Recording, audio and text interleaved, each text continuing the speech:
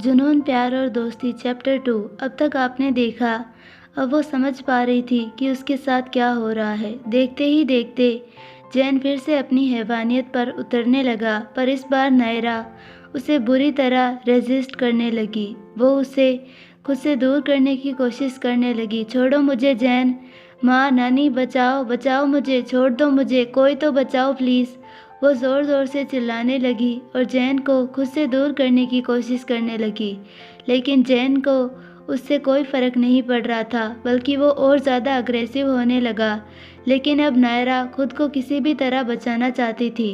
वो अपने हाथ पैर मारने लगी और उसी बीच उसके हाथ एक रेंच लग गया जो खींचातानी में शेल्फ से नीचे गिर गया था। उसने किसी तरह उसे पकड़कर अपनी पूरी ताकत से सीधा जैन के सिर पर मार दिया। उसी के साथ जैन नायरा के ऊपर से नीचे गिर गया।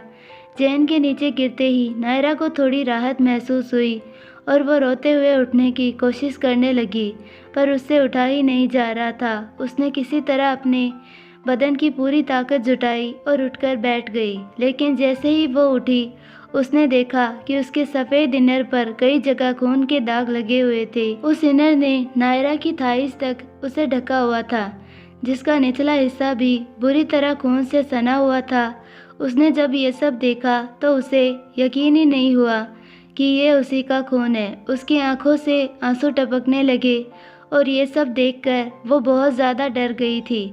तभी उसे जैन का ख्याल आया और उसने नज़र घुमाकर देखा, लेकिन उस ओर देखते ही उसके होश उड़ गए, क्योंकि जैन ज़मीन पर पीठ के बल पड़ा हुआ था और उसके सिर से ढेर सारा खून निकल रहा था। उसके सिर के नीचे मानो खून का तालाब सा बन गया था। उसकी हालत देखकर लग रहा था जैसे वो मर चुका हो, क्योंकि उसकी आंखें बंद थी और शरीर में कोई हलचल नज़र नहीं आ रही थी। ये सब देखकर अब नायरा की आंखें फटकर बाहर आने को हो गई। सामने का वो भयानक मंजर देखकर डर के मारे उसका बदन पूरी तरह कांपने लगा और वो पीछे खिसकने की कोशिश करने लगी, पर उसके पेट में बहुत दर्द था, इसीलिए उसने अपना पेट पकड़ लिया। दर्द की वजह से रोने लगी। वो बुरी तरह से टूट गई थी। पहले तो उसके साथ इतना बुरा हुआ और अब उसके हाथों से खून भी हो गया था। नायरा बुरी तरह रो रही थी। तभी उसके कानों पर एक तेज़ आवाज़ पड़ी, जिसे सुनकर वो पूरी तरह सहम गई। उसने मुड़कर देखा तो उसके ठीक पास में ही गिरा जैन का फ़ोन बज रहा था। उस पर कोई अनजान नंबर फ्लैश हो रहा था। उसके रिंगटोन की आवाज़ से नायरा का डर और भी ज़्यादा बढ़ रहा था, इसीलिए उसने वो फ़ोन बंद करने के लिए उसे उठा लिया, पर उसे उठाते ही सेंसर की वजह से फ़ोन अपने आप रिसीव हो गया। Hello hello. फ़ोन पर दूसरी तरफ से किसी आदमी की आवाज़ थी।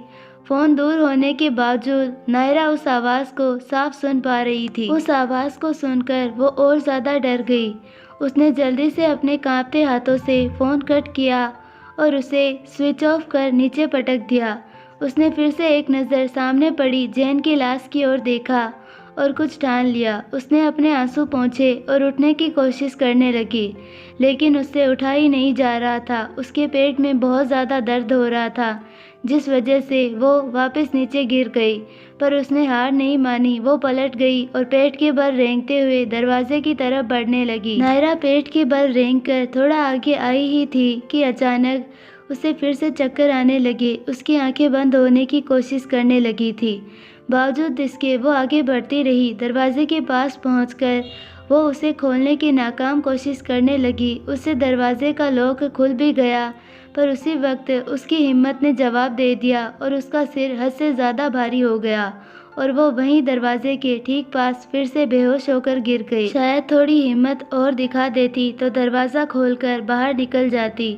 उस स्टोर रूम में एक तरफ जैन की खून में लथपथ लाश पड़ी थी और दूसरी तरफ नायरा, जिसकी हालत भी बिल्कुल ठीक नहीं थी। वो भी काफ़ी जख्मी थी और दर्द से तड़प रही थी।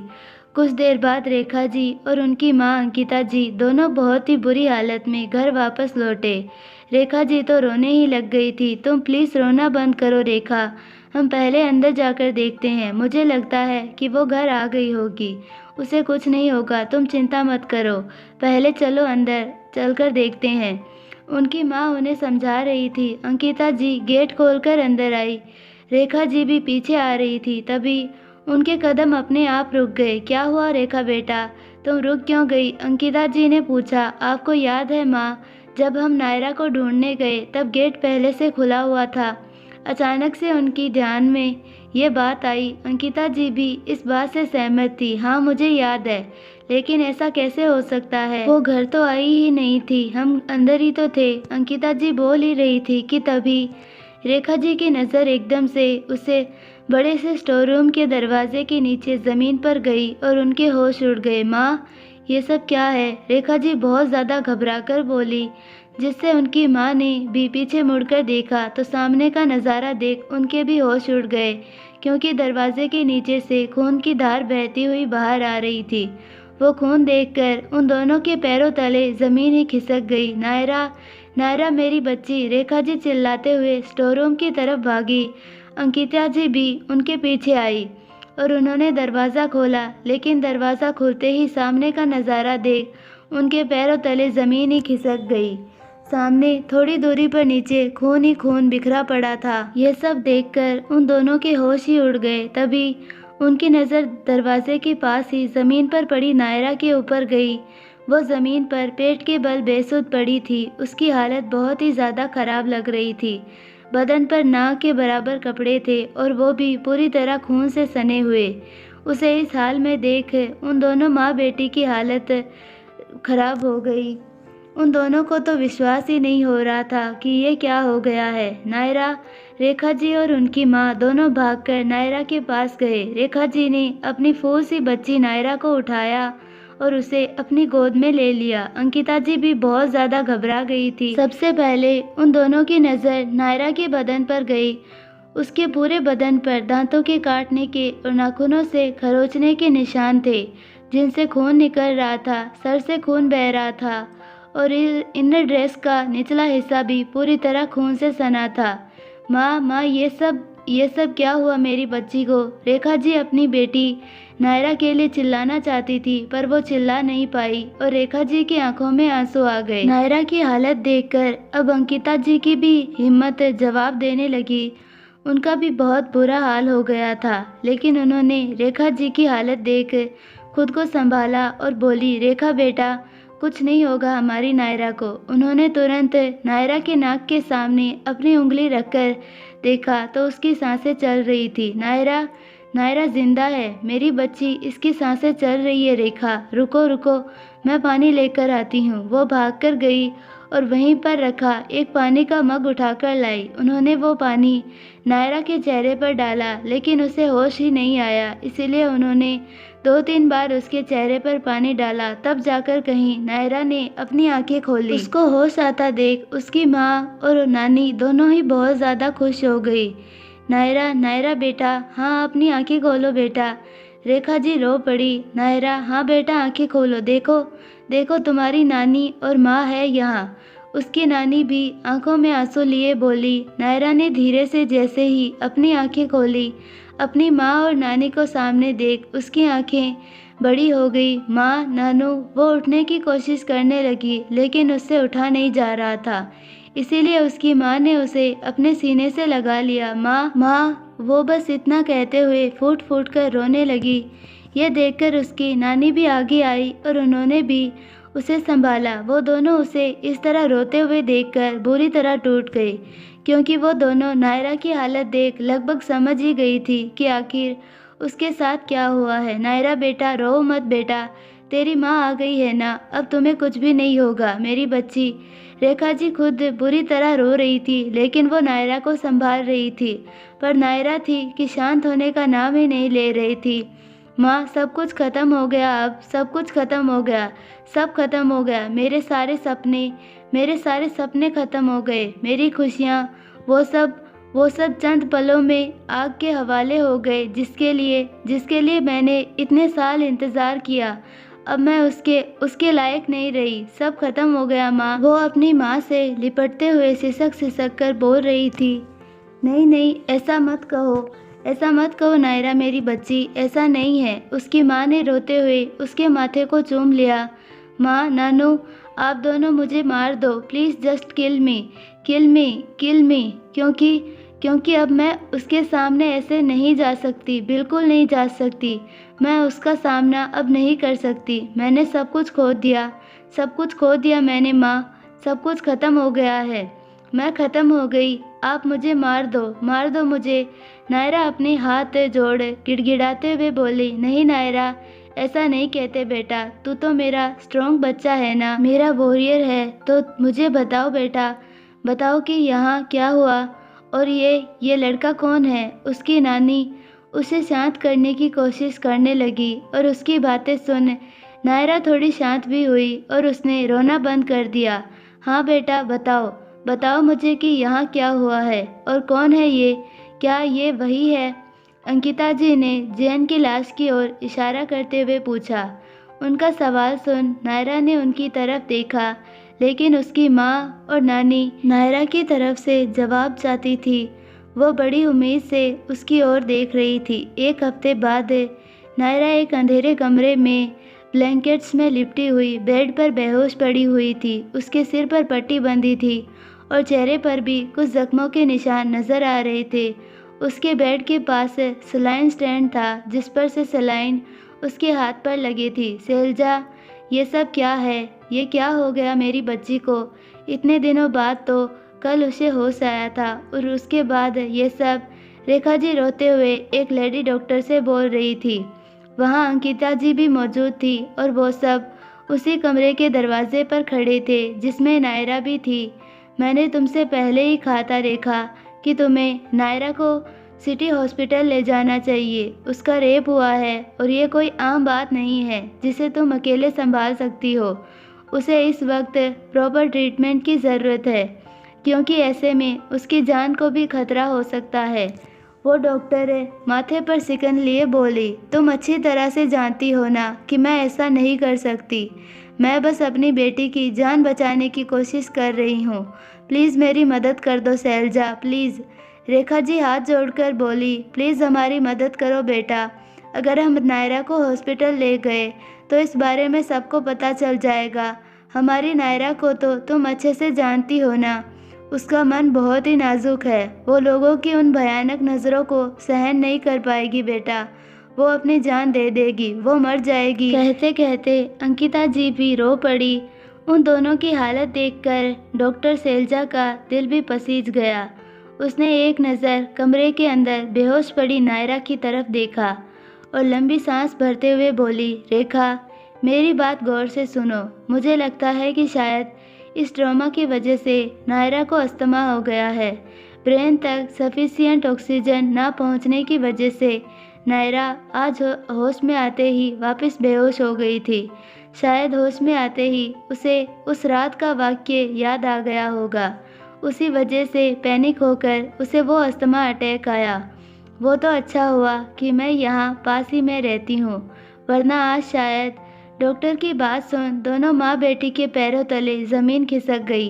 दोनों के ही आंखों में आंसू बहने लगे। तभी रेखा जी को कुछ याद आया और वो बोली, लेकिन शैलजा, वो बार बार कह रही थी कि उसके सीने में बहुत दर्द हो रहा है। क्या अस्थमा अटैक में सीने में भी दर्द होता है?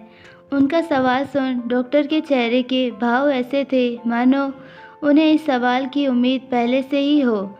शैलजा ने उन दोनों को शांत किया और बोली, देखिए, आप दोनों को अपने आप को संभालना होगा, वरना मैं आगे जो कहना चाहती हूँ वो आप सुन नहीं पाएंगी। उनकी ये बात सुन एक पल के लिए उन दोनों माँ बेटी की सांसें ही रुक गई, क्योंकि उनमें नायरा की ऐसी हालत देखने के बाद अब और कुछ सुनने की उनमें हिम्मत नहीं बची थी। पर उन्होंने खुद को किसी तरह संभाला। रेखा जी ने अपने आंसू पोंछे और आगे आकर बोली, मैं तैयार हूँ सुनने के लिए, मुझे बताओ शैलजा। डॉक्टर शैलजा ने एक लंबी सांस छोड़ी और बोलना शुरू किया, लेकिन उनकी कही वो बातें ऐसी थी जिन्हें सुनकर दोनों माँ बेटी की हिम्मत जवाब दे गई और ये बहुत ही क्रिटिकल सिचुएशन हो सकती थी। इसीलिए मैंने कहा कि इसे हॉस्पिटल की सख्त ज़रूरत है। शैलजा की बातें सुन रेखा जी सीधा ज़मीन पर गिर गई।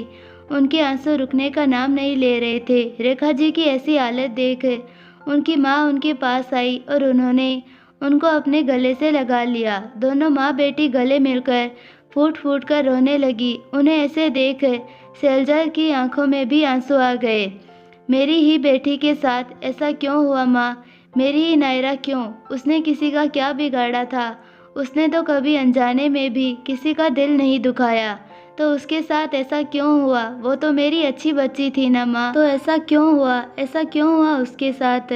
रेखा जी फूट फूट कर रोने लगी। सब ठीक हो जाएगा रेखा, हमारी नायरा बेटी, वो ठीक हो जाएगी। वो मेरी बहादुर बच्ची है, उसे कुछ नहीं होगा। अंकिता जी उन्हें समझाने की कोशिश करने लगी, पर वो खुद अपने आंसुओं को ही काबू नहीं कर पा रही थी। अगले ही दिन जिस घर को रेखा जी और अंकिता जी ने दोनों ने अपने खून पसीने की मेहनत से बनाया था, वो घर पूरी तरह से खाली हो चुका था। ना बेड पर नायरा थी और ना ही घर में कोई इंसान। वो घर पूरी तरह अंधेरे में डूब चुका था। आज स्टोर रूम की हालत भी कुछ ऐसी ही थी, लेकिन वहाँ की हर चीज़ वापस वैसी की वैसी हो गई थी जैसी एक हफ्ते पहले थी। ज़मीन पर बिखरे खून के निशान भी गायब हो चुके थे। जैन की लाश वहाँ से गायब हो गई थी। देखकर लग रहा था जैसे वहाँ पर कुछ हुआ ही ना हो। मोहल्ले की कुछ औरतें और कुछ आदमी एक काले रंग की गाड़ी के पास खड़े थे। हम सब प्रार्थना करेंगे कि हमारी नायरा बिटिया जल्दी ठीक हो जाए। इसका अच्छे से हॉस्पिटल में इलाज कराना। अगर किसी भी चीज़ की ज़रूरत हो तो हमें तुरंत बताना। वहाँ मौजूद औरतें गाड़ी के अंदर बैठी रेखा जी और अंकिता जी से कह रही थी। पिछली सीट पर से अंकिता जी नायरा का सिर अपनी गोद में लिए बैठी थी। नायरा अब भी बेहोश थी। आगे पैसेंजर सीट पर रेखा जी बैठी थी और वहीं से सबसे बात कर रही थी। अगर पैसों की ज़रूरत भी पड़े तो हिचकिचाइएगा मत, हम सब आपके अपने हैं। जो बन पड़ेगा हम मदद के लिए ज़रूर करेंगे। एक और आदमी बोला, जिससे सब लोगों ने सहमति जताई। उन सब का इतना प्यार देख वो दोनों माँ बेटी भावुक हो गई। लेकिन अब जाने का वक्त हो गया था, इसीलिए उनकी गाड़ी वहाँ से चल पड़ी, फिर वापस कभी ना आने के लिए। जैसे ही गाड़ी वहाँ से निकली, वैसे ही रेखा जी ने साइड मिरर में अपने पीछे छूटते घर और अपने पड़ोसियों को देखा। उन सभी के चेहरों पर भी दुख था और कुछ की आंखों में आंसू भी था। क्या क्या ये सब ऐसे ही हमारी नायरा की चिंता करेंगे जब इन्हें सच पता चलेगा? क्या हमारी नायरा से ऐसे ही प्यार कर पाएंगे जब इन्हें पता चलेगा कि उसके साथ? रेखा जी मन ही मन सोच रही थी। इस वजह से उनकी आंखों में आंसू आ गए। वहीं अंकिता जी के दिमाग में तो बस एक ही बात चल रही थी। वो बस चाहती थी कि कैसे भी करके नायरा जल्दी से ठीक हो जाए, जबकि इस बात से अनजान नायरा अभी भी बेहोशी में खोई थी। एक तरफ उसके लिए ये अच्छा भी था, क्योंकि जब उसे होश आता तो वो अपने साथ हुए हादसे को ना जाने उसके दिमाग पर क्या असर होता था।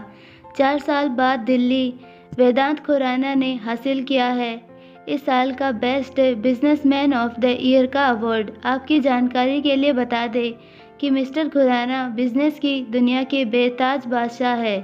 सिर्फ इंडिया ही नहीं, UK, Singapore, America, Dubai, Canada, Thailand और ऐसे ही कई कंट्रीज़ में वो अपनी कंपनी की ब्रांचेज एक्सपेंड कर चुके हैं।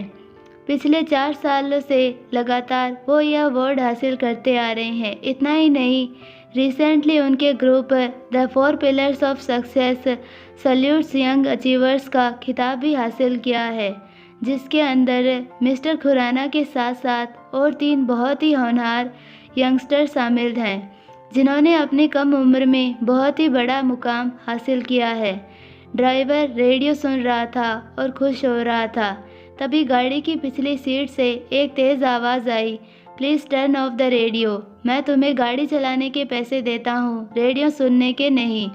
वो आवाज़ सुनते ही ड्राइवर ने घबराकर रेडियो ऑफ कर दिया। उसने व्यू मिरर से देखा तो पिछली सीट पर सूट बूट पहने खुद वेदांत खुराना बैठा था, वहीं बिजनेसमैन ऑफ द ईयर, जिसकी तारीफें कुछ देर पहले तक ड्राइवर रेडियो पर सुन रहा था। गोरा रंग, सुंदर सा चेहरा, नीली गहरी आंखें, लाल होठ, कसरत से कमाया शरीर, काले घने बाल जिनकी कुछ लटें उसके माथे पर आ रही थी। वेदांत दिखने में बहुत ही हैंडसम था। उसे बस एक नज़र देख कोई भी लड़की एक ही पल में अपना दिल हार सकती थी। इस वक्त उसने एक ब्लैक हाई नेक शर्ट और ब्लू शर्ट पहना था। उस पर बखूबी जच रहा था। अभी अभी वेदांत के सामने लैपटॉप खुला था और उस पर कुछ ज़रूरी काम कर रहा था। पास ही में सीट पर कुछ फाइल्स भी पड़ी थी। ड्राइवर व्यू मिरर से देख रहा था कि वेदांत अपने काम में काफ़ी बिजी था। बावजूद इसके ड्राइवर ने किसी तरह हिम्मत जुटाई और रास्ते पर फोकस करते हुए बोला, आपको बहुत बहुत बधाई हो सर। उसकी बातें सुनते ही वेदांत ने फिर से लैपटॉप से नज़रें हटाकर सामने देखा। उसकी आंखों में चमक साफ देखी जा सकती थी। आपको वो अवार्ड मिला ना सर, उसके लिए बधाई दे रहे थे। राम जी आपको और तरक्की दे, वो ड्राइवर मुस्कुराकर बोला। उसकी बात सुन वेदांत के होठों पर एक तिरछी मुस्कान आ गई और उसने फिर से लैपटॉप में अपनी नज़रें गड़ा ली। लेकिन कीबोर्ड पर तेज़ी से चलती उसकी उंगलियों की गति उस ड्राइवर की बात सुन अब कम हो गई थी और अचानक से रुक ही गई। ये सब तो मैंने भगवान जी से मांगा भी नहीं था। काश कि भगवान जी मुझे वो लौटा दे जो मुझसे दूर हो गया है। मुझे इस तरक्की की कोई चाहत नहीं है। ये तो बस मेरी मेहनत है जो अपना रंग दिखा रही है। पर जिस चीज़ की मुझे चाहत है, जिसे मैं चाहता हूँ, ना जाने वो कब मिलेगा मुझे। वेदांत मन ही मन सोच रहा था। उसका ध्यान अब पूरी तरह से भटक चुका था, जिस वजह से वो अपने काम पर कंसंट्रेट भी नहीं कर पा रहा था। इसीलिए उसने अपना लैपटॉप बंद कर साइड में रख दिया और बाहर देखा तो कांच पर बारिश की बूंदें जमा हो गई थी। उसने ड्राइवर को कांच खोलने के लिए कहा। ड्राइवर ने तुरंत गाड़ी का कांच खोल दिया। कांच के खुलते ही बाहर से ठंडी हवा और कुछ बारिश की बूंदों के साथ अंदर आना शुरू हो गई और वेदांत के हैंडसम चेहरे को छूने लगी। बारिश बंद हो गई थी और अब बस हल्की हल्की फुहारें गिर रही थी। इस वक्त बारिश के बाद की ठंडक हवा में हर तरफ फैली हुई थी। अगर कभी मेरी याद आए ना तो उदास मत होना। बारिश के बाद की इस गुलाबी हवा और ठंडक को याद करना कि ऐसे ही किसी सुनहरी और निराली शाम में हम दोनों मिले थे। ये सोचना कि जब तक बारिश होती रहेगी तब तक ऐसी प्यारी शामें ऐसे ही बनी रहेगी और जब तक ये शामें बनी रहेगी तब तक मैं और तुम हम दोनों एक दूसरे के साथ हमेशा रहेंगे ना जाने क्यों वेदांत के कानों में एक बहुत प्यारी सी आवाज़ गूंज रही थी, जिसे याद कर उसकी आंखों के किनारे नम हो गए और वो उदास हो गया। उसके चेहरे पर जो दर्द उभर आया था उसका अंदाज़ा लगाना मुश्किल था। कहाँ हो तुम, कहाँ चली गई हो तुम मुझे छोड़कर? तुम्हारी तलाश में मैं पूरी तरह पागल हो गया हूँ। तुमने कहा था कि हम बारिश के बाद बहती गुलाबी सुनहरी हवाओं के बीच मिलेंगे, तो मैं यहाँ हूँ नायरा। पर तुम कहाँ हो, कहाँ चली गई तुम मुझे छोड़कर? वेदांत अभी भी अपने मन में ही सोच रहा था। उसने उन ठंडी हवाओं को अपने चेहरे पर महसूस करते हुए अपनी वो नीली आंखें बंद कर ली। कहीं से तो आ जाओ नायरा, ऐसे ही किसी शाम में आकर मुझे मिल जाओ और मेरे तड़पते दिल को सुकून पहुंचा दो। वो मन ही मन प्रार्थना कर रहा था। उसकी बंद पलकें भीग चुकी थी। तभी पीछे से एक ब्लैक रंग की स्कूटी पिप पिप करते हुए आई और उसकी गाड़ी के ठीक पास में आकर रुक गई। उसके हॉर्न की आवाज़ सुन वेदांत ने धीरे से अपनी आंखें खोली। उसने जैसे ही सामने देखा उसकी आंखें अपने आप बड़ी हो गई, क्योंकि ठीक सामने एक बहुत सुंदर सी लड़की स्कूटी पर बैठी थी। उसने वाइट रंग का हेलमेट पहन रखा था, जिस वजह से उसका चेहरा नजर नहीं आ रहा था। पर क्यों वेदांत की नज़रें न जाने क्यों उस लड़की पर ठहर गई, वो भी समझ नहीं पा रहा था। वो लड़की थोड़ी थोड़ी भीग चुकी थी। उसने एक डार्क ब्लू कलर का खूबसूरत सा सूट पहना था और कंधे पर से दुपट्टा ओढ़ा हुआ था, जिसकी उसने कमर के पास गांठ बांध ली थी ताकि वो हवा में उड़ ना जाए। उसके हाथों में सुंदर और लंबे लटकनों वाले खूबसूरत चूड़ियाँ थी, जिन पर से पानी की बूंदें नीचे टपक रही थी। पता नहीं क्यों वेदांत उसको बड़ी ही बारीकी से निहार रहा था। तभी उस लड़की ने अपना हेलमेट उतारा और अपने बालों को झटककर आज़ाद किया। जैसे ही उसने अपना हेलमेट उतारा, वेदांत की आंखें फटकर बाहर आने को हो गई और उसका दिल तेज़ी से धड़कने लगा क्योंकि वो लड़की बहुत ही खूबसूरत थी। उसका रंग गोरा, गुलाबी होठ, हेज़ल ग्रीन आँखें और सुंदर नैन नक्शे थे। उसने अपनी आंखों पर चश्मा लगाया हुआ था और उसके कानों में बड़े-बड़े झुमके झूल रहे थे। हमारा वेदांत तो बस उसे देखता ही रह गया। उसके सामने मौजूद ये लड़की और कोई नहीं, हमारी प्यारी नायरा ही थी। लेकिन अब वो काफ़ी बदली-बदली लग रही थी। उसकी आंखों का रंग जो पहले ब्लैक हुआ करता था, अब वो हेज़ल ग्रीन नज़र आ रहा था। जैसे कपड़े वो पहना करती थी, उनका स्टाइल भी पहले से काफ़ी बदल गया था। उसने अपना हेलमेट आगे रखा और अपने लंबे सुनहरे बालों को एक साथ पकड़कर एक मैसी से बन बना दिया। लेकिन उसके बालों की कुछ लटें उसके हाथों से छूटकर फिर भी उसके चेहरे पर आ रही थी और ठंडी हवा में लहराए जा रही थी। आज तक वेदांत ने किसी भी लड़की को इतने गौर से नहीं देखा था, पर इस लड़की से उसकी नज़र ही नहीं हट रही थी और ख़ासकर उसके उन सुंदर बड़े बड़े झुमकों से। तभी सिग्नल में ग्रीन लाइट हुआ और नायरा ने तुरंत अपनी स्कूटी स्टार्ट की। अपनी स्कूटी लेकर वो आगे निकल गई। जब वेदांत के ड्राइवर ने जब गाड़ी आगे ली तो वेदांत की आंखों से वो बिल्कुल ओझल हो चुकी थी। नायरा ने उसकी आंखों से ओझल होते हुए वेदांत थोड़ा पैनिक हो गया। उसने महसूस किया कि उसका दिल तेज़ी से धड़क रहा था, इसीलिए उसने अपने सीने पर हाथ रख लिया। ये अभी अभी क्या हुआ? कहीं वो लड़की? नहीं नहीं, ऐसा कैसे हो सकता है? वो तो मेरी नायरा से बिल्कुल अलग थी। लेकिन उसे देखने भर से मेरा दिल इतना तेज़ी से क्यों धड़क रहा था? नहीं वेदांत, तुम्हें खुद को शांत रखना होगा। ये सब नायरा के ना मिलने की वजह से है। बस मुझे कुछ भी करके उसे जल्दी से ढूंढना होगा। उसने मन ही मन ठान लिया और ड्राइवर से बोला, जल्दी चलो।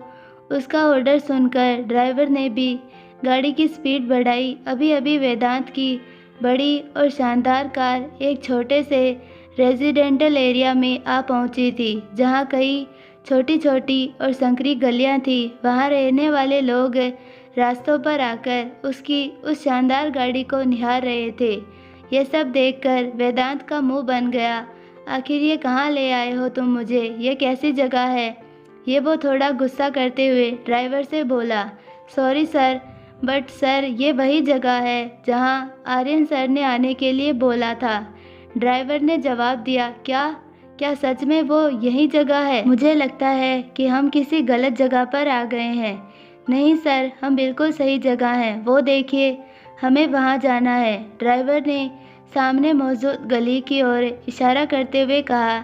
जैसे ही गाड़ी ने उस गली में टर्न लिया, वेदांत को सामने एक 5 मंजिला इमारत नजर आई। वो ज़्यादा बड़ी तो नहीं थी, लेकिन बहुत सुंदर थी। ये वही जगह है सर, जहाँ आर्यन सर और बाकी सब भी यही है।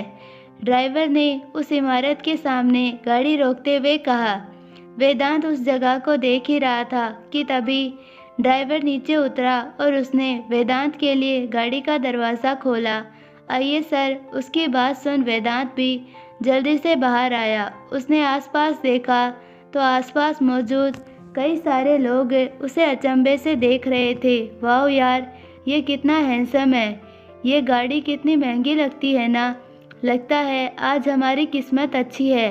आज इतने सारे हैंडसम फेसेस जो देखने मिल रहे हैं। अभी अभी वेदांत के कानों पर ऐसी कई सारी खुसर फुसर पड़ी, लेकिन इस सब को इग्नोर कर वो वहाँ से ड्राइवर के बताए अपार्टमेंट में आगे बढ़ गया। लेकिन वो इस बात से अनजान था कि रोड की दूसरी साइड, यानी उसी अपार्टमेंट के ठीक सामने जो छोटा सा रेस्टोरेंट था, वहीं ब्लैक रंग की स्कूटी भी खड़ी थी, जिसे उसने कुछ देर पहले सिग्नल पर देखा था।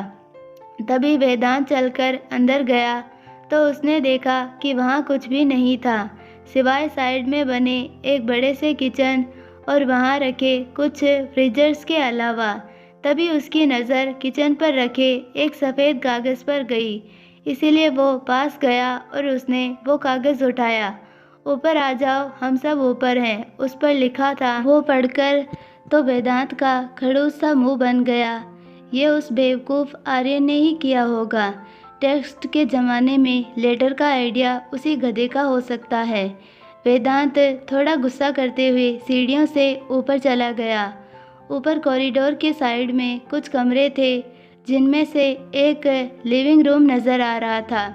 इसीलिए वेदांत भी सीधा उस ओर चला गया।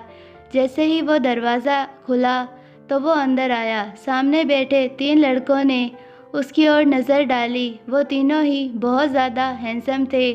उनकी वो तीखी नज़रें देख वेदांत ने अपनी एक भौहें उचकाकर उन सभी को देखा। हमेशा की तरह, ब्रो तुम आज भी लेट हो। सामने बैठे रुद्र ने एक महंगी शराब का ग्लास अपने होठों से लगाते हुए कहा। रुद्र लगभग 27-28 साल का एक बहुत ही खूबसूरत नौजवान था। उसने वाइट शर्ट और उसके ऊपर ब्लैक ब्लेज़र पहना हुआ था। उसके काले घने बाल थे जो हवा की वजह से लहरा रहे थे, और उसकी लाल आंखें उसकी खूबसूरती में 4 चांद लगा रही थी। उसके एक हाथ में बहुत ही सुंदर चांदी का ब्रेसलेट था, जिसके अंदर एक लाल रंग का बहुत ही खूबसूरत जेम स्टोन चमक रहा था। उस नगीने की चमक दूर से ही देखी जा सकती थी। रुद्र डिसूजा शहर का एक बहुत ही मशहूर और होनहार सीआईडी ऑफिसर था। काफ़ी कम समय में उसने मुश्किल से मुश्किल मिशंस अकॉम्प्लिश करके प्रमोशंस हासिल कर लिए थे, और अब वो दिल्ली शहर का एसपी बन चुका था। एसपी रुद्र डिसूजा। ये तो उसकी पुरानी आदत है। रुद्र के ठीक सामने बैठे आर्यन ने अपना ग्लास नीचे रखते हुए कहा। आर्यन भी रुद्र की ही उम्र का नौजवान था। सुनहरे बाल और लाइट ब्लू आंखें उसे और सुंदर बना रही थी। उसने black pant, grey T shirt और उसके ऊपर ब्लू जैकेट पहन रखा था। उसके गले में हेडफोन्स लटक रहे थे।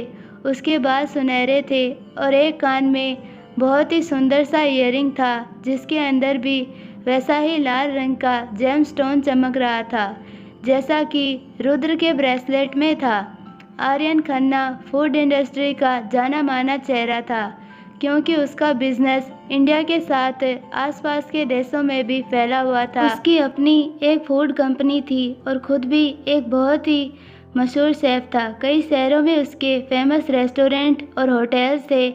ऐसा कोई भी कुकिंग कंपटीशन नहीं था जहां आर्यन खन्ना ना गया हो और जीत कर ना लौटा हो। कभी तो वक्त पर आ जाया करो वेदांत खुराना। उन दोनों के बीच बैठे आरव ने वेदांत की ओर देखते हुए कहा। आरव भी उन्हीं की तरह बहुत ही हैंडसम था।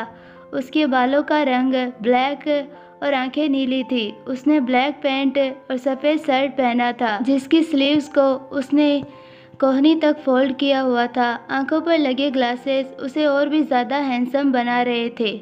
आरव राजपूत एक बहुत ही फेमस डॉक्टर और हार्ट सर्जन था, एक बहुत ही मशहूर कार्डियोलॉजिस्ट जिसका दूर देशों में तक नाम था। आज तक उसने कई ऐसे केसेस पर काम किया था जिनके बचने की उम्मीद तक नहीं थी, पर आरव ने उन्हें नई जिंदगी दी और उनमें जीने की उम्मीद जगाई। उसकी उंगली में भी एक चमकदार रिंग थी, जिसमें अंदर भी वैसा ही लाल रंग का चमकदार जेम स्टोन था।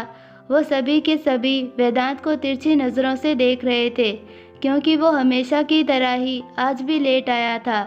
हाँ, पता है मैं लेट हूँ, लेकिन अब मुझे ऐसे मत देखो। एक ज़रूरी कॉन्फ्रेंस में था, इसीलिए देर हो गई। वेदांत भी बोलते हुए उनके पास आकर बैठ गया। 2 पेशेंट्स को ऑपरेट करने के बाद मैं भी यहाँ सही वक्त पर पहुँच गया, लेकिन समझ नहीं आता कि ये लेट कैसे हो जाता है। आरव अपना ग्लास नीचे रखते हुए बोला। बताया ना, एक ज़रूरी कॉन्फ्रेंस में था। अब ये सब छोड़ो और बताओ कि ये अजीब सी जगह ही मिली थी तुम्हें अपनी सीक्रेट जगह बनाने के लिए। वेदांत ने अपनी तिरछी नज़रों से आर्यन की तरफ देखकर पूछा। ओहो वेदांत, ये जगह मेन सिटी से थोड़ी दूर पर है। कोई सोच भी नहीं पाएगा कि हम यहाँ पर आकर मिलेंगे। आर्यन वेदांत की तरफ देखते हुए बोला। सही कहा। वैसे भी हम जहाँ जाते हैं मीडिया पीछा करती ही रहती है, लेकिन यहाँ कोई भी नहीं आ पाएगा। तभी आरव भी बोला, मुझे भी ये जगह ठीक ही लगी।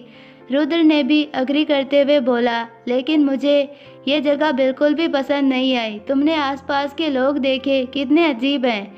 वेदांत बोला, हाँ देखे, लेकिन हमें उनसे क्या। रुद्र बोला, अरे ऐसा मत कहो। मैंने सोचा है कि मैं इसी अपार्टमेंट में ग्राउंड फ्लोर पर छोटा सा रेस्टोरेंट शुरू करूँगा।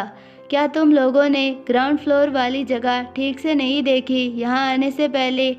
आर्यन की बात सुन वो सभी एक दूसरे की तरफ हैरानी से देखने लगे। और हमने क्या नहीं देखा? मुझे लगता है ये पागल हो गया है। तभी तो इतनी बड़ी फूड कंपनी का मालिक और इतना मशहूर शेफ होने के बावजूद एक छोटी सी जगह में रेस्टोरेंट खोलने के बारे में सोच रहा है। तभी रुद्र बेचारे आर्यन की टांग खींचते हुए बोला, मुझे नहीं लगा था कि कभी ऐसा दिन आएगा, लेकिन ज़िंदगी में पहली बार मैं तुमसे सहमत हूँ। आरव भी बहुत शांति से बोला, जिससे रुद्र ने उसकी तरफ घूरकर देखा। हाँ हाँ उड़ा लो, जितना मजाक उड़ाना है, लेकिन यही सच है। तुम सब अच्छे से जानते हो कि मेरे लिए खाना बनाना कोई पैसे कमाने की चीज़ नहीं है। मैं ये करता हूँ क्योंकि मुझे ये पसंद है। ये मेरे अंदर का एक ख़ास टैलेंट है। अपने खाने से मैं लोगों के चेहरे पर खुशी ला सकता हूँ। कोई फूड कंपनी रन करना या मशहूर शेफ़ बनना मेरा कभी सपना था ही नहीं। मैं तो बस अपने खाने से लोगों का दिल जीतना चाहता हूँ और उन्हें खुश करना चाहता हूँ। इसीलिए मैं अच्छी तरह से जानता हूँ कि एक ना एक दिन मेरी कंपनी बैंकक्रप्ट ज़रूर होगी। उसके बाद अपना पेट पालने के लिए कोई ना कोई तरीका तो मुझे ढूंढना ही होगा। इसीलिए ये बस एक बैकअप प्लान है। आर्यन बोल रहा था, सही कहा। मैं तो हैरान हूँ कि तुम्हारे ऐसे स्वभाव के बावजूद अभी तक तुम्हारी कंपनी बैंकक्रप्ट कैसे नहीं हुई। तभी रुद्र भी आर्यन को देखते हुए बोला, क्योंकि ये हम सबसे बहुत ज़्यादा इंटेलिजेंट है और टैलेंटेड भी है। भले ही इसका दिल नर्म है, लेकिन ये अच्छी तरह से जानता है कि एक कंपनी को सक्सेसफुली रन करने के लिए क्या करना ज़रूरी है और क्या नहीं। वेदांत भी हल्की सी मुस्कान के साथ बोला, देखा, एक मेरा वेदांत ही है जो मुझे इनकरेज करता है। तुम दोनों तो बस मेरी टांग खींचने में ही बिजी रहते हो। आर्यन बच्चों की तरह मुंह फुलाते हुए बोला।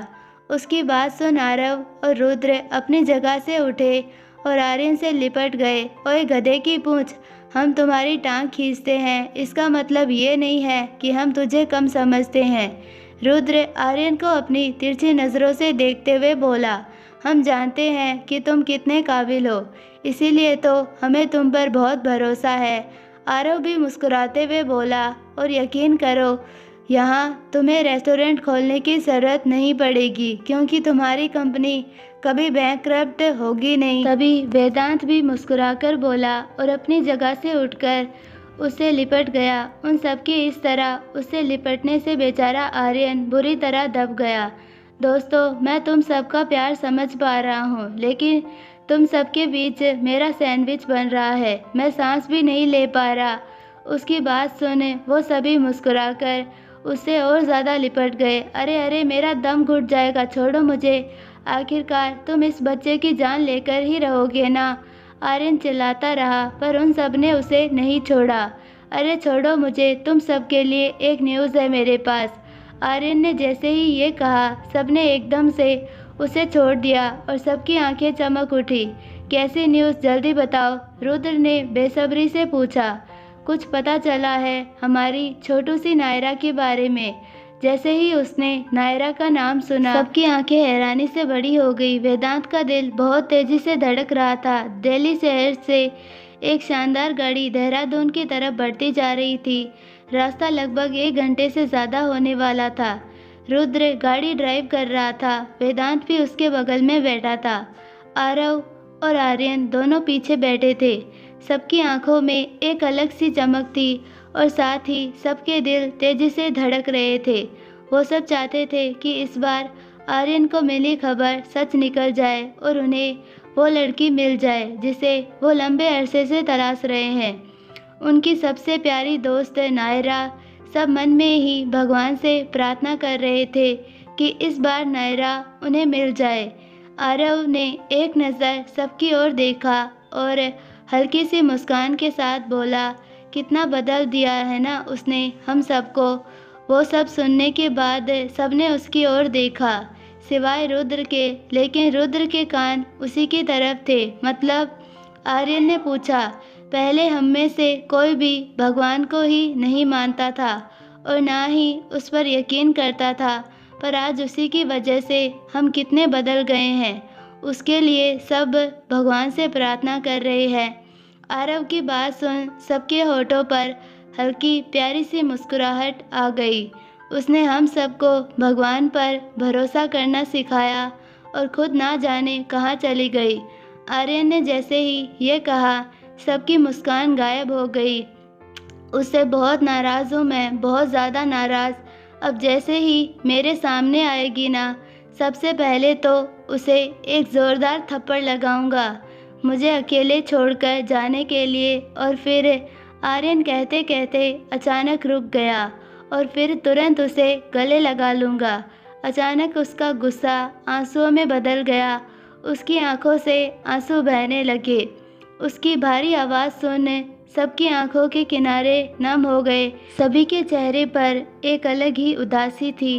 उसको बहुत कसकर गले लगाऊंगा, वो अपने आंसुओं को काबू करने की कोशिश करते हुए बोला। मैं तो उसके हाथ पैर बांध दूंगा, देखना, ताकि वो हम सबसे दूर जाने की कोशिश करे तो भी ना जा पाए।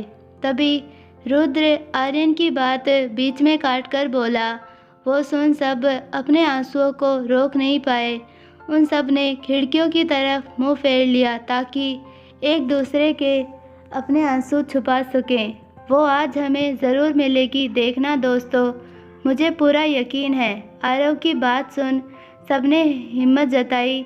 सब बहुत ज़्यादा खुश थे क्योंकि वो फाइनली कई साल बाद अपनी जान से प्यारी दोस्त से मिलने वाले थे। बाहर का मौसम बहुत खूबसूरत था, ठंडी हवा, हर तरफ हरियाली और बर्फ़ से ढके पहाड़ों से घिरा रास्ता। सुंदर वाटरफॉल्स ने तुरंत ही सनरूफ खोल दिया और उसी के साथ आरव उठकर सनरूफ से बाहर निकला। उसने अपनी शांत आंखों से साफ आसमान को देखा। ठंडी हवा उसके चेहरे से टकरा रही थी और उसके बालों को हवा में उड़ा रही थी। आरव की शांत आवाज़ सुन सबके होठों पर मुस्कानें बिखर गई, लेकिन उन मुस्कानों में अजीब सी उदासी भरी हुई थी जो बस नायरा को ही पुकार रही थी। रुद्र भी एक गाना ड्राइव करते हुए गाने लगा।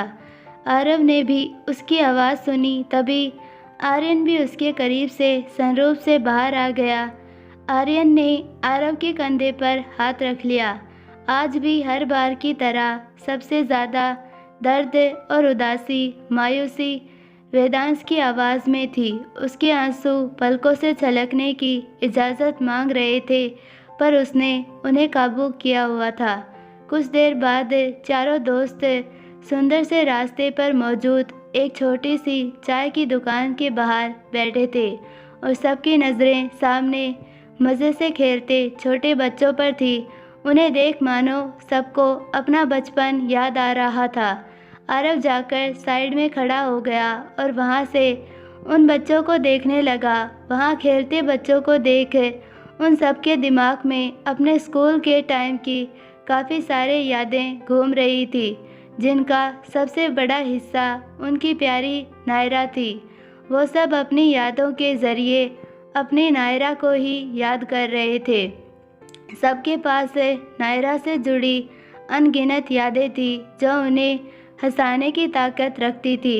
लगभग 17 साल का रुद्र स्कूल में जिम में लगातार बॉक्सिंग प्रैक्टिस कर रहा था। बचपन से ही ये हैंडसम रुद्र बहुत फिट था और इसी वजह से वहाँ मौजूद काफ़ी सारी लड़कियाँ उसे देखकर ब्लश कर रही थी। थककर वो साइड चेयर पर जाकर बैठ गया।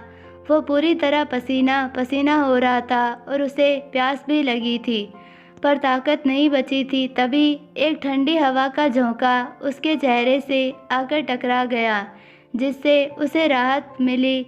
उसने चौंक कर साइड में देखा तो लगभग 15 साल की एक बहुत ही सुंदर सी लड़की वहाँ बैठी थी, जिसने वाइट शर्ट, गले में रेड टाई, रेड स्कर्ट और पैरों में वाइट शूज पहने थे। उसकी आंखें डार्क ब्लैक, होठ गुलाबी थे और बाल सुनहरे जो उसकी पीठ पर झूल रहे थे। अपने बालों में दोनों साइड उसने सुंदर सी क्लिप्स लगाई हुई थी। यह लड़की और कोई नहीं बल्कि नायरा ही थी। नायरा के चेहरे से ही उसकी ढेर सारी पॉजिटिविटी और मासूमियत छलक रही थी। वो रुद्र के पास में बैठी अपनी नोटबुक से उसे हवा कर रही थी। उसे देखते ही रुद्र के चेहरे पर बड़ी सी मुस्कान आ गई। तभी नायरा ने तुरंत अपने बैग से अपने ठंडे पानी की भरी बोतल निकाली और उसकी तरफ बढ़ा दी। उस बोतल पर उसके फेवरेट कई सारे एनिमे कैरेक्टर्स बने हुए थे, जैसे कि नरूटो, इताची, ककाशी।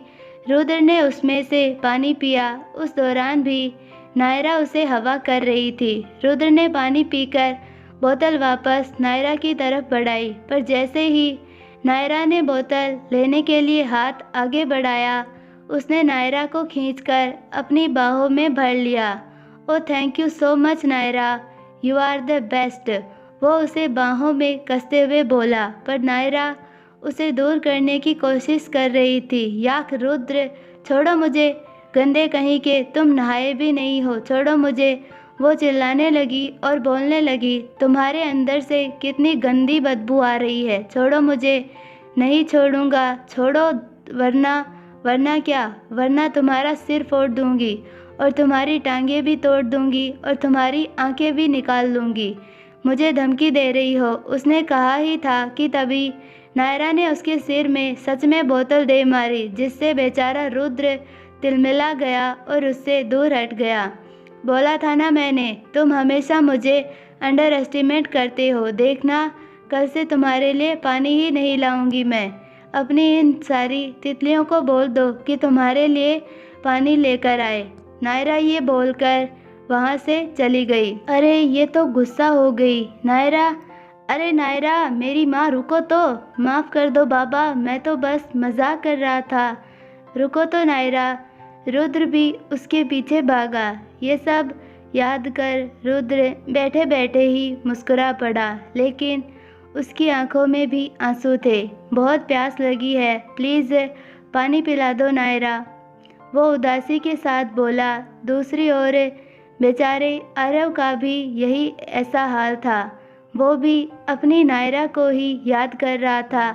अपने माता पिता की तस्वीर सीने से लगाए आर्ट क्लास में अकेले उदास होकर बैठकर रोते 17 साल के आरव के हाथ से नायरा ने वो तस्वीर खींच ली। उसने सामने देखा तो नायरा ने बड़े ही प्यार से उसके आंसू पोंछे और उसे गले से लगा लिया। उसके गले लगाकर आरव का सारा दर्द मानो कम से कम हो गया। उसे पता भी नहीं चला। वो सब याद कर आरव भी मुस्कुरा पड़ा। ये लो पढ़ाकू बंदरों, एक साथ बैठकर पढ़ाई करते। वेदांत और आर्यन के सामने नायरा ने एक बड़ी सी बुक रख दी। उन्होंने भी white shirt, red tie, red blazer और रेड पैंट्स पहनी थी। शायद ये उनका यूनिफॉर्म था।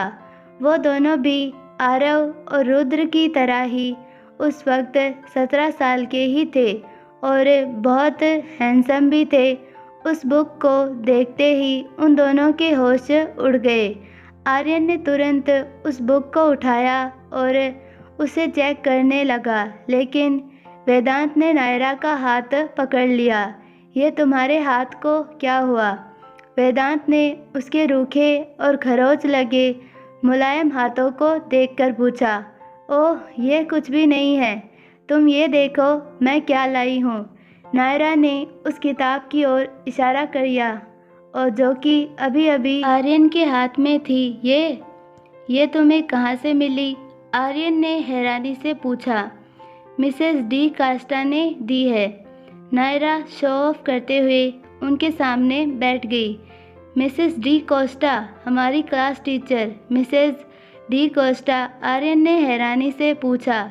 हाँ, वही मिसेस डी कोस्टा, नायरा ने कहा। यू मीन वो खड़ूस मिसेस डी कोस्टा? वेदांत ने पिचकू सा मुंह बनाते हुए फिर से पूछा। हाँ बाबा, एक बार बताया ना। इस बार नायरा ने फ्रस्ट्रेट होकर जवाब दिया। लेकिन कैसे? उन्होंने तुम्हें ये बुक कैसे दे दी? आर्यन ने हैरानी से पूछा। मैंने उनकी एक छोटी सी मदद की तो वो मुझसे खुश हो गई। उन्होंने कहा कि अगर मुझे उनसे पढ़ाई से रिलेटेड किसी भी तरह की मदद चाहिए हो तो मैं ले सकती हूँ। तुम सब उस दिन कह रहे थे ना कि उन्होंने तुम सबको अपने सब्जेक्ट्स के नोट्स नहीं दिए हैं, लेकिन उनके पास जो बुक है उसमें सारे कॉन्सेप्ट एकदम सही लैंग्वेज में हैं। तो मैंने मौके पर चौका मारा और ये बुक उनसे मांग ली। मैंने उनसे कहा कि मुझे बस एक बार सीनियर्स का सिलेबस देखना है, तो उन्होंने दे दी। अब लो और इसमें से जो भी चाहिए उनके नोट्स ले लो। थैंक्स बोलना हो तो मुझे रेमन खिला देना। Bye bye. वो जैसे तूफान की तरह आई वैसे ही वहाँ से आंधी की तरह जाने लगी। पर उसी वक्त वेदांत ने उसका हाथ पकड़ लिया और उसे रोक दिया। अब क्या? इतनी बड़ी मदद तो कर दी, अब और कुछ नहीं कर सकती, नायरा ने कहा। नायरा, तुमने कहा कि तुमने मैम की मदद की। हाँ की तो। क्या मदद की तुमने उनकी? वो सवाल सुनते ही नायरा के चेहरे की मुस्कान गायब हो गई और वो थोड़ी हड़बड़ा गई। तुम्हें उससे क्या? तुम लोगों का काम हो गया ना, तो अब चुपचाप पढ़ो। नेक्स्ट वीक तुम्हारे एग्ज़ाम्स हैं। टॉप 4 तुम चारों में ही रहना चाहिए। उसने जल्दी से वेदांत के हाथ से हाथ छुड़ाने की कोशिश की, पर वेदांत ने उसका हाथ नहीं छोड़ा। ये देख वो थोड़ी घबरा गई। छोड़ो वेदांत, प्लीज़ जाने दो, मेरी क्लास है। सच बताओ नायरा, क्या मदद की तुमने मैम की? अब तो आर्यन भी जोर देकर पूछने लगा। जब तक तुम नहीं बताओगी मैं तुम्हारा हाथ नहीं छोड़ने वाला, वेदांत ने साफ साफ कह दिया। वो अच्छे से जानती थी कि वेदांत बहुत ज़्यादा ज़िद्दी है, इसीलिए वो टूट गई। ओके फाइन, बताती हूँ। वो मैंने मिसेज डी कोस्टा के कैबिन की सफाई की थी। उसने सिर्फ सिर झुकाकर कहा, जिसे सुन वेदांत और आरव दोनों की आंखें बड़ी हो गई। हाँ पता है, अब तुम दोनों मुझे डांटोगे। उससे पहले ही मैं माफ़ी मांग लेती हूँ। सॉरी, मैंने सच छुपाया उसके लिए। पर तुम सब अपने पेपर्स के लिए इतने परेशान थे और मैं ये सब देख नहीं सकती। वो कह ही रही थी कि तभी वेदांत और रुद्र उससे लिपट गए, जिससे वो हैरान हो गई। Thank you thank you thank you so much Naira. Vedant उसे गले लगाकर बोला। पता नहीं हम जैसे पागलों को तुम कहाँ से मिल गई। आर्यन ने उसे खड़े रुखे बड़े हाथों को सहलाते हुए कहा। हाँ ये सही कहा, तुम लोग पागल हो। नायरा ने सभी को परेशान करते हुए कहा। तुम सब ने पिछले जन्म में ज़रूर कोई पुण्य कर्म किए होंगे। नायरा की बात सुन वो दोनों हंस पड़े। तभी नायरा ने एक झटके में माहौल को अपनी मुस्कान से खुशनुमा कर दिया। वेदांत अब भी उस वक्त को याद कर हंस रहा था और आर्यन भी, लेकिन वेदांत की आंखों के किनारे नम थे। वो सब कुछ ही देर में गाड़ी में बैठकर वहाँ से निकल गए। थोड़ी ही देर बाद रुद्र ने एक जगह गाड़ी रोकी। सब गाड़ी से बाहर आए तो देखा कि थोड़ी सी चढ़ान पर कुछ खूबसूरत घर थे। उनमें से एक घर की तरफ इशारा किया और वो सब उस ओर पैदल ही निकल पड़े, क्योंकि वहाँ गाड़ी नहीं जा सकती थी। थोड़ी ही देर में वो सब एक खूबसूरत घर के बाहर आकर रुके और आर्यन ने दरवाज़ा खटखटाया। उन सब का सब्र अब अपनी सीमा तक पहुँच चुका था। सब बेसब्र थे कि कब दरवाज़ा खुलेगा और कब वो अपनी नायरा को देख पाएंगे। तभी दरवाज़ा खुला तो सामने एक खूबसूरत लड़की थी। उसे देख उन चारों की आंखें बड़ी हो गई और ऐसा ही कुछ उस लड़की के साथ भी हुआ। उसे देख सबकी आंखों के किनारे नम हो गए। नायरा, वेदांत ने आंखों में आंसू लिए कहा, ओ my god, the 4 pillars of success. वो लड़की उसकी बात इग्नोर कर एकदम से उछल पड़ी। आप तो वो famous businessman Mr Vedant Khurana है ना? Oh my god, the famous heart surgeon doctor Aarav Rajput, Saif Aryan Khanna, और आप हमारे नए SP Rudra D'Souza. Oh my god, oh my god, मुझे तो यकीन ही नहीं हो रहा कि आप सभी यहाँ पर हैं, वो भी एक साथ। वो बहुत ज़्यादा एक्साइटेड हो गई। क्या क्या तुम हमारी नायरा हो? आरव ने पूछा। नायरा नहीं तो मेरा नाम तो दिव्या है।